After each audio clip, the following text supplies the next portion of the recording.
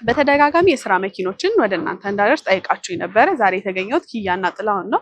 በኪያና ጥላሁን የተለያዩ የጭነት መኪናዎች እንደዚሁም ደግሞ ለትራንስፖርት አገልግሎት እና ከተማ ውስጥም ደግሞ የራይድ ሰርቪስ የምትሰጡባቸው የተለያዩ ኤሌክትሪክ መኪናዎች አሉ። የሁሉንም ዋጋ በመልኩ መግዛት ትችላላችሁ። እንዲሁም ደግሞ እነሱ ጋር ያሉትን አማራጭ መኪኖች ዛሬ ወደ እናንተ አደርሳለሁ። እኔ ሰኒ ነኝ። ቻናላችን ደግሞ አዲስ ገበያ ነው። ሰብስክራይብ ማድረግ እንዳይረሳ። አብራችን ቆዩ።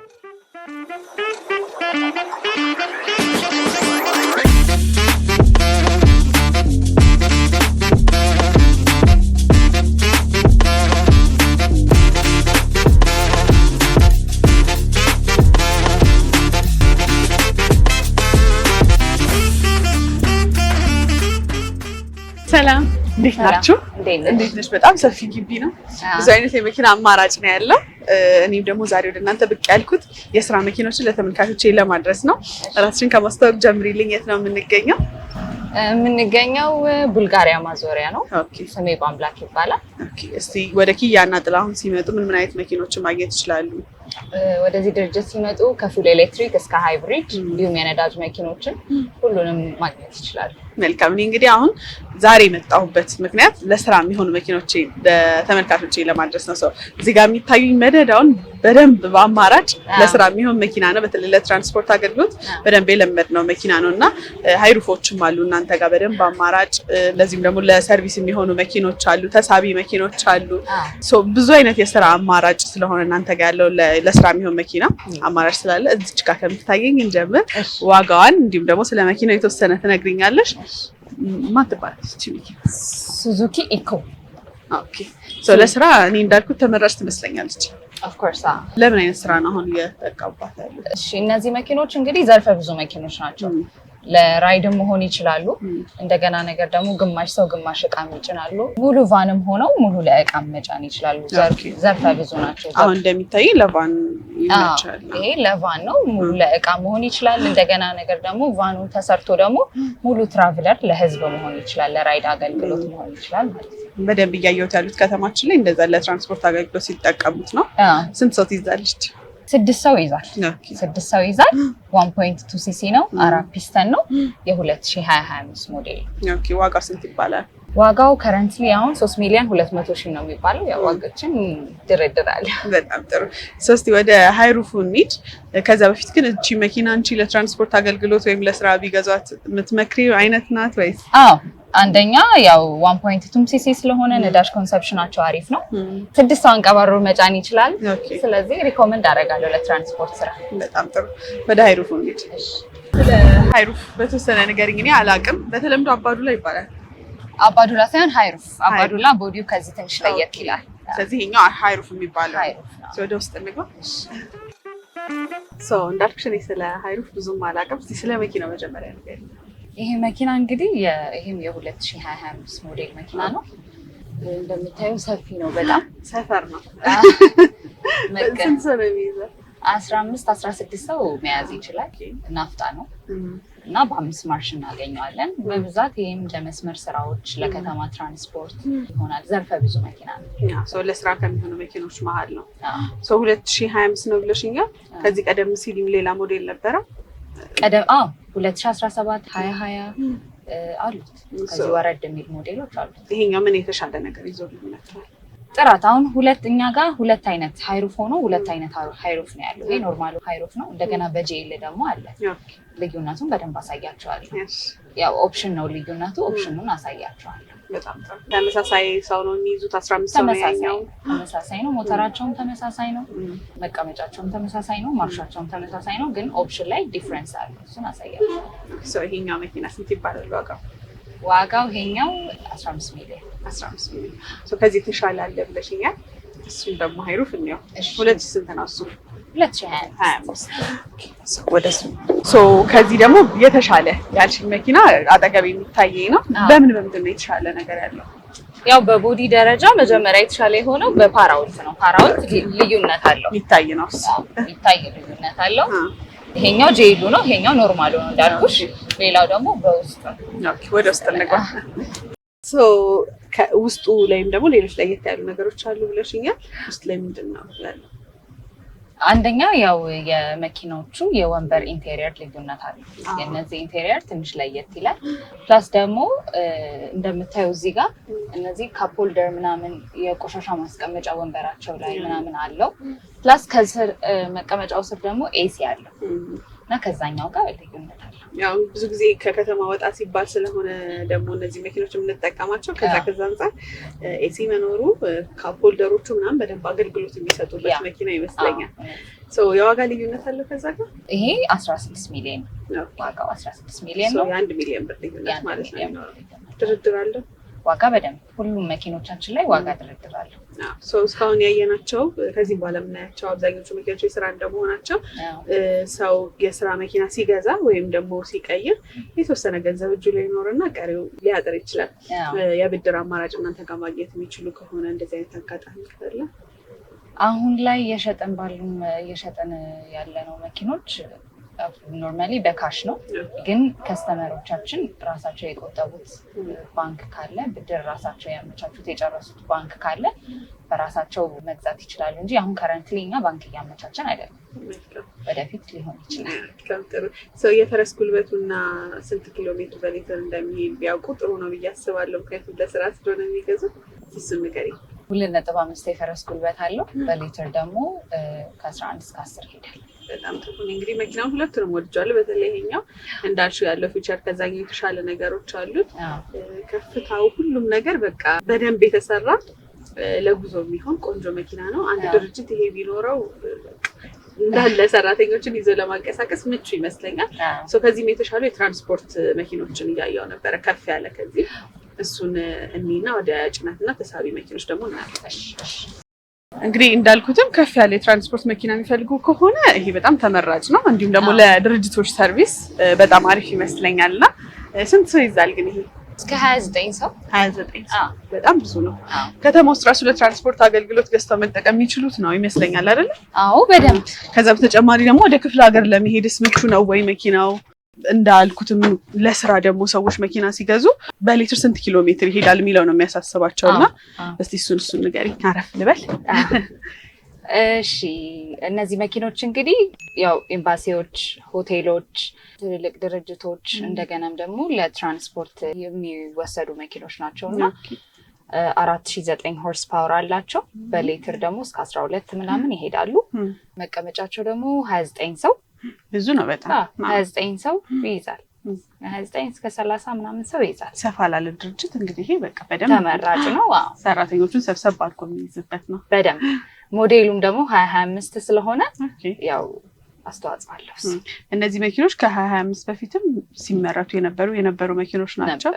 እዚህ አሁን 2025 ያለንበት መኪና ምን የተሻለ ፊቸር ይዞልን መጥቷል? ምን ለየት ያለ ነገር አለው?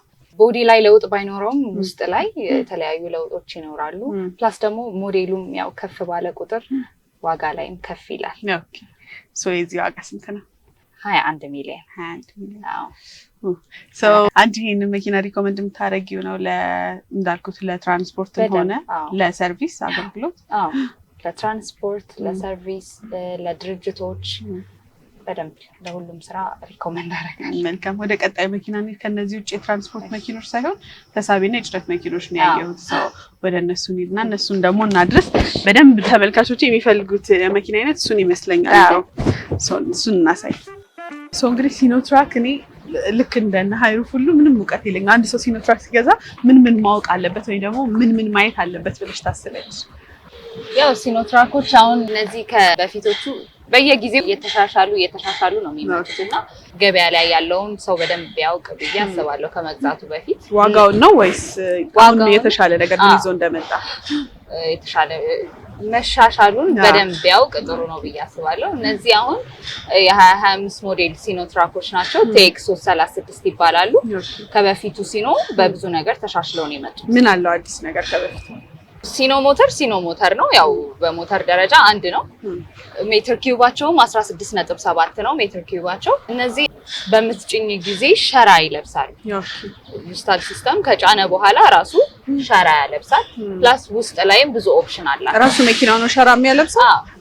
ስለዚህ ድሮ የነበረው ያ ሀስል ሸራ ለማልበስ ደፋ ቀና ማለት ይቀራል ማለት ነው። በጣም ጥሩ። ውስጡስ እንደው እኔ ገብቼ ባየው ደስ የሚለኝ ሲኖቻት ውስጡን ነው እና እስኪ ውስጡን በተወሰነ እያየን ደግሞ ትነግሪኛለሽ። እንግዲህ ውስጡ በዚህ ልክ ሰፊ ነው ብዬ አላሰብኩም። እንደዚህ ከፍ ብሎ ስለሚያዩንም ይመስለኛል ብዙም ማንደንቃቸው ሾፌሮቹ። በጣም ከፍታ አለው። እኔ በጣም ወድጀዋለሁ። ኢቭን አልጋ አለው። ኦፍኮርስ አው የውስጥ ስፋቱ በጣም ሹፌሩንም ረዳቱንም አንቀባሮ መያዝ ይችላል። ፕላስ እነዚህ መኪኖች ለየት የሚያደርጋቸው ወንበራቸው ስፕሪንግ ነው። ስትነሺ ራሱ እንትን ይላል፣ ስትቀመጪም ባላንስ ያደርጋል ራሱ። ፕላስ ደግሞ ኦፕሽን ናቸው እነዚህ መኪኖች። እንደምታየው መሪው መልቲ ፈንክሽናል ነው፣ 10 ማርሽ ነው። የተለያዩ አክሰሰሪዎችን እዚህ ጋር መጠቀም እንችላለን። ከዛኛው ሲኖ በጣም ብዙ ልዩነት አለው። በጣም ጥሩ። ሶ በዋጋም መቼም በደንብ ልዩነት ይኖረዋል። ይሄኛው ስንት ነው? ይሄኛው አሁን ከረንትሊ 13.5 ነው የሚባለው ዋጋችን። ያው ድርድር አለው እንደነገርኩሽ፣ ፍላክቹዌት ስለሚያደርግ የመኪና ማርኬት ለጊዜው ይሄ ነው 13.5 በጣም ጥሩ። እንግዲህ ዛሬ የመጣሁት ወደ እናንተ ለስራ መኪኖች ለማድረስ ሆነ እንጂ ወደ ኪያና ጥላሁን ሲመጡ በርካታ የቤት መኪኖች፣ የኤሌክትሪክ መኪና አማራጮችም አሉ።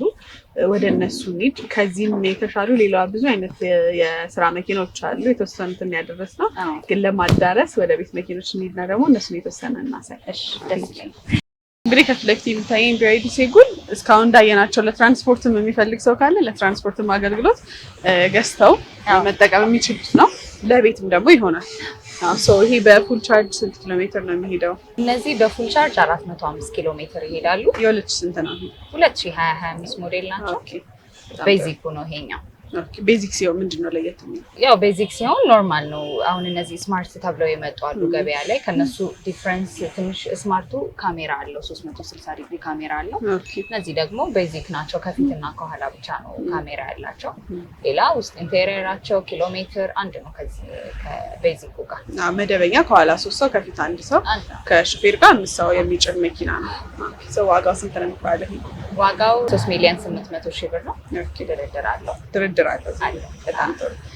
እስቲ ሌሎች ደግሞ BYD ምርት ሆነው ኤሌክትሪክ መኪኖች አሉ። እነሱን ደግሞ እናሳይ።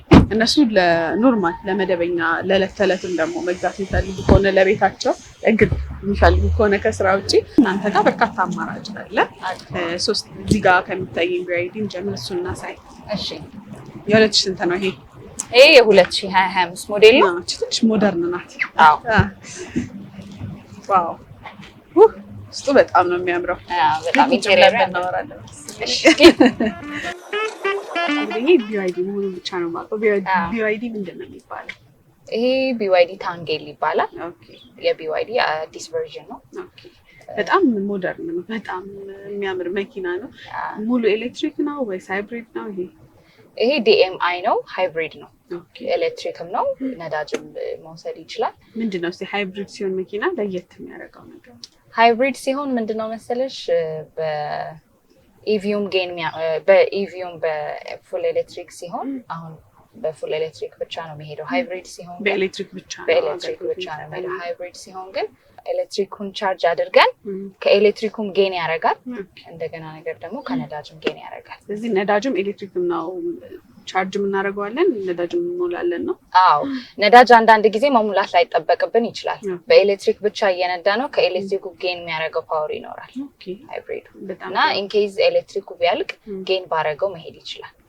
ግን ስንነዳው የሚሰራው እስከተወሰነ ርቀት በኤሌክትሪክ ከዛ በኋላ በነዳጅ ነው ወይስ ራሱ ነው የሚያመጣጥነው? እንዴት ነው የሚሆነው? ያው ያሳየናል፣ ምን ያህል ኪሎ ሜትር ሊያስኬደን እንደሚችል ያሳየናል።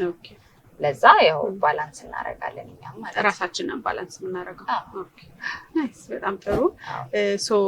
አሁን ይሄ በስንት ኪሎ ሜትር ይሄዳል የሚባለው እንዴት ነው? በኤሌክትሪኩ ነው ወይስ በነዳጁ ነው ወይስ በሁለቱም የተለያየ አካሄድ አለው? በኤሌክትሪክ እስከ 270 ምናምን ሊሄድ ይችላል። በኮምባይንድ ሬንጅ ደግሞ እስከ 1500 ምናምን ኪሎ ሜትር ይሄዳል። በኮምባይንድ ሬንጅ ሁለቱንም አንድ ላይ አድርገው ማለት ነው። ይህ መኪና 7 ሲተር ነው፣ 7 መቀመጫ ነው ያለው። ኢንቴሪየሩ እንደምታየው በጣም ያምራል። ለቤተሰብ የሚሆን መኪና ፓናሮሚክ ሙሉ ለሙሉ ይከፍታል። እንደገና ነገር ደግሞ ኢንቴሪየራቸው ፒውር ሌዘር ነው። መሪው መልቲ ፈንክሽናል ነው። 2 ዋየርለስ ቻርጀር እዚህ ጋር ቻርጅ ማድረግ እንችላለን። ሙሉ የመኪናውን ፕሮሰስ ደግሞ በዚህ መኪና አጀስት እናደርጋለን። በዚህ ስክሪኑ 2 ካፕ ሆልደር አለው። ዘመናዊ መኪና የሚፈልጉ ከሆነ ይሄ መኪና እንግዲህ የሚመጥናቸው ይመስለኛል። ቆንጆ መኪና ነው በደንብ።